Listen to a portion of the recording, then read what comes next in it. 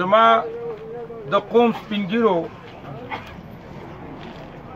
نن چې په کومه مسله موږ دلته راټول شوي او تاسو کېناستی تاسو چې کومه جرګه مخکې کړې وه یو پریس کانفرنس نادر خان او ملګرو ورسره کړی و نادر منان نو په هغې کې د هغې په سبا په 26 تاریخ په اسمبلی کې د جون د میاشتې د جمعې په ورځ باندې ما چې کله سپیچ ته راپاڅېدم نو ما لومبی دا خبره وکړه چې په 25 ترمیم کې موږ سره د حکومت پاکستان دا وعده وه چې طالبه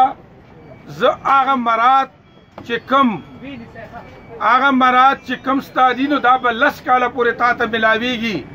او 10 کاله پورې به ځکه ما ته ملاویږي چې د هغې جوازو د دې زما په علاقه کې چې روزګار نه و دهشتګردي وه دلته جنګونه و زه چې کډوالو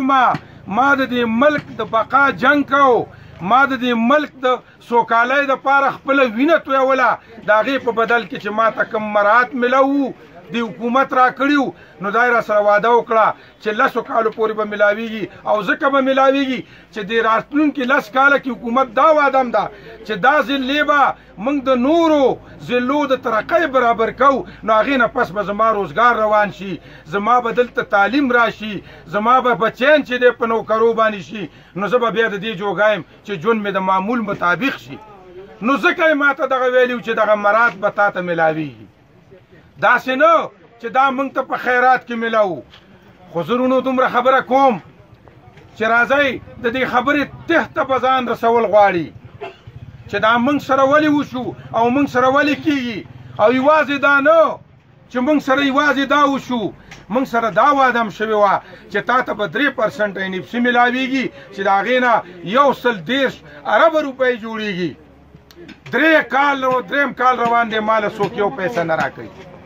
او عزیزانو ما په دغه اسمبلی کې په دغې باندې سټینډ اخیستی دی او ما توره کپړه په مټ تړلې ده زه اسمبلی کې په توره کپړه کې ناست یم ما نه خلک تپوس کوي پریس والا تپوس وکړي زه ورته وایم چې هغه څه چې ما سره 25 ترمیم کې ویلې شوي دلته ټوله ما سره دوکه روانه ده هغه ما ته نه میلاوي د هغې په لړ کې زه په احتجاج ناست یم زه عباس ورور ته اپیل کوم چې نن به موږ اسمبلی ته ځو په کار ده چې موږ د تورو چوړو سره دننه لاړ شو په کار ده چې موږ اسمبلی ته د تورو چوړو سره لاړ شو او د دغې اسمبلی نه دا غوښتنه وکړو ځکه چې دا اعلان زما IGP صاحب کړی دی چې دا غوښتنه ترې وکړو چې یا وروره تا ما سره مراد منلي وو په څه دې رانه کټ کړي دي زما قوم نن په سړکونو ناست دی زما سپینګیري په سړک باندې ناست دي زما سپین روبي په سړک باندې ناست دي آیا زه نن دې ته ساس شوم چې تا په سړک ځان ته کېنولم دغه حق چې تا ما ته منلی دی دا خو به تا ماله راکړی وی په کار دا نه وه چې تا زه په دې په سړک کېنولی او عزیزانو ما چې په 83 کاله کې 83 کاله پس ما په اسمبلی کې د ورسک رایلټي وغوښتله نو ماله جواب میلاو شو چې دا ستا رایلټي نه ده رولینګ پې د سپیکر راغی او ما احتجاج وکړو او ما ورته وویلې چې زه تا ته د ثبوت په شکل ولاړ یم ثبوت دا دی چې زما نیکه چې نامینیشن باندې ټیکه کوله او دا د DC پېښور نو په کاره چې په ټینډر یې کړی وی او ورته مې وویل چې دا هغه زما بیان کتی شي چې د میچنۍ بلا مشرانو ته په نامینیشن ټیکې په دغه کې میلاو وي په دې ټایم کې او زما د نامینیشن ټیکې به ماله بیا عموما راکولې که د DC پېښور کار وی نو بیا به موږ ټولو په ټینډر دا کار کوو قانون ټینډر وکنو زما 6 کیلومتره دننه ده او بیا ګیله مې دلته د خپلو پارلیمنټریانو نه ضرور شته چې ما ته بیا په هغه ورځ باندې دغه وویلې وزیر قانون چې سبا به تاله موږ بیا مقدر کړو ته لږه ګزاره وکړه نو سبا ما د ورسک ډیم نقشې او دومره فایلونه راوړل کوم چې زما د مشرانو سره میټینګونه شوي